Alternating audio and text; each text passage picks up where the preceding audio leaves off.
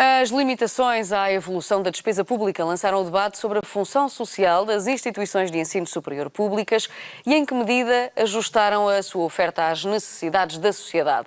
Alda Martins, muito bom dia. Os institutos politécnicos têm um papel importante, mas será que lhes damos o devido valor?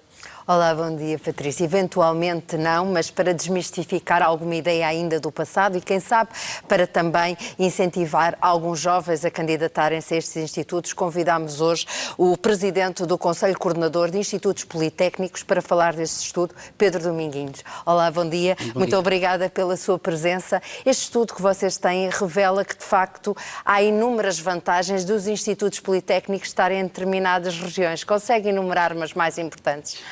O estudo realizado em 12 politécnicos a nível nacional mostra 3 vantagens fundamentais. A primeira é a capacidade de injetar dinheiro na economia. Locais como Bragança, com cerca de 70 milhões de euros, ou de Leiria, com 130 milhões de euros, revela aquilo que os estudantes, sobretudo, porque representam 80% desses mesmos impactos, criam valor para a economia. Em segundo lugar, a ver com a criação de emprego. Desses outros 12 institutos politécnicos, invariavelmente, eles estão no top 5 das instituições que mais criam emprego nos concelhos. E, portanto, desse ponto de vista, é uma capacidade de criar emprego altamente qualificado. Em terceiro lugar, a reprodutividade do investimento. Por cada euro de transferência do Orçamento de Estado, esses institutos politécnicos conseguem transformá-los em 3, 4. E o exemplo mais paradigmático é do Instituto Politécnico Cabo Delgado, em Barcelos, que multiplica por 5 o dinheiro recebido do Estado. E, portanto, há uma capacidade de gerar valor para as regiões que é muito significativo. Mas, por exemplo, quando pensamos, por exemplo, em Bragança, se calhar os nossos jovens não estão assim tão disponíveis para estudar para Bragança, ou estão, ou para ficar depois em Bragança, aproveitando as vantagens ou o curso que tiraram no Politécnico. Por exemplo, nesse caso, Bragança está adaptada para receber jovens que queiram ficar nessa região?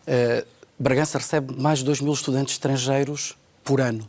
O que significa, ou tem 2.000 estudantes estrangeiros, o que significa que a capacidade de atração pela qualidade de vida, mas sobretudo pela qualidade da investigação e do ensino, é extremamente relevante. E nessa questão da adaptação, deixe-me dar 4 ou 5 exemplos de como os politécnicos estão em forte parceria com as empresas e organizações. Na Guarda foi criado um curso técnico superior profissional para responder às empresas da indústria automóvel.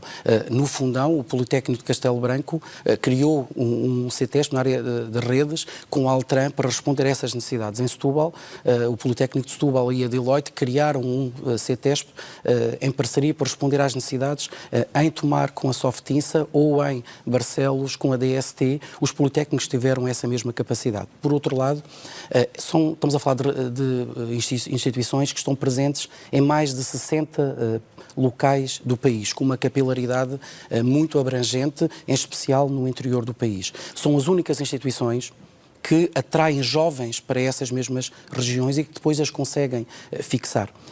Está-se a assistir a um movimento extremamente interessante, que é um conjunto de empresas, sobretudo nas áreas das tecnologias de informação ou da indústria, que se estão a localizar nessas mesmas regiões. E, invariavelmente, o principal motivo é a existência de recursos humanos qualificados, na maior parte dos casos formados por essas instituições politécnicas, que garantem a capacidade de poder exportar para inúmeros países a nível mundial. Mas, por exemplo, falava dos jovens estrangeiros e os nossos. Os nossos querem também ir para esses sítios que não seja Lisboa e Porto? Querem ir cada vez mais e este ano demonstrou que houve essa capacidade de atração dessas instituições do interior. Nós temos o país que temos e, portanto, é importante. E deixe-me referir que nós temos um desafio muito significativo, que é atrair mais jovens do ensino secundário profissional. Porque nós temos um problema, claro, de falta de qualificação. Nós precisamos de aumentar a qualificação dos portugueses, quer os mais jovens, quer a população ativa, e nesse caso concreto, 80% dos jovens que terminam o ensino secundário profissional não prosseguem estudos para o ensino superior. Muitos deles porque as expectativas que se lhe cria em casa, nas famílias, não é para prosseguimento de estudos. Ou seja, há baixas expectativas e o país como um todo tem que perceber porquê. Porque estudar no ensino superior significam salários mais elevados, significa a capacidade de permanecer mais tempo no mercado de trabalho. Mas dizia que está a tentar puxar esses jovens mas se quem nos está a ver agora for um desses jovens que não tem assim tantos recursos, como é que se consegue puxar esses jovens para aí? Há alojamento para eles? Há, eventualmente, financiamento para este salto para um politécnico longe da família? E se a família não tiver muitos recursos? Assim, na maior parte desses locais, com exceção de Lisboa e do Porto, não existe um problema de alojamento. Inclusivamente, existe um plano neste momento para a construção de mais residências. Por outro lado, por ser ensino superior, existe ação social e, portanto, os estudantes com carências económicas podem candidatar-se a bolsas de estudo e, desse ponto de vista, há um auxílio, quer para pagamento de propinas, quer para outras despesas, de acordo com o rendimento. Simultaneamente, as instituições têm hoje em dia programas de apoio social que, naturalmente, dou-lhe um exemplo, comer num politécnico custa 2,65 euros. E, portanto, um almoço ou um jantar, desse ponto de vista... 2,65 cêntimos, exatamente. Isso significa que há uma capacidade das instituições que criaram um conjunto de condições adicionais para poder atrair e que os estudantes consigam estudar em condições. Só para terminarmos, o que é que pode acontecer no próximo ano? Já há mais vagas abertas, mais alojamento, mais, eventualmente, medidas que saiba que possam estar a ser preparadas para o Orçamento do Estado, por exemplo, em termos fiscais? Este ano já aconteceram? Assim, a nossa expectativa é que exista um outro tipo de contingente para os estudantes do ensino secundário profissional e vai haver um aumento de vagas do estudante internacional.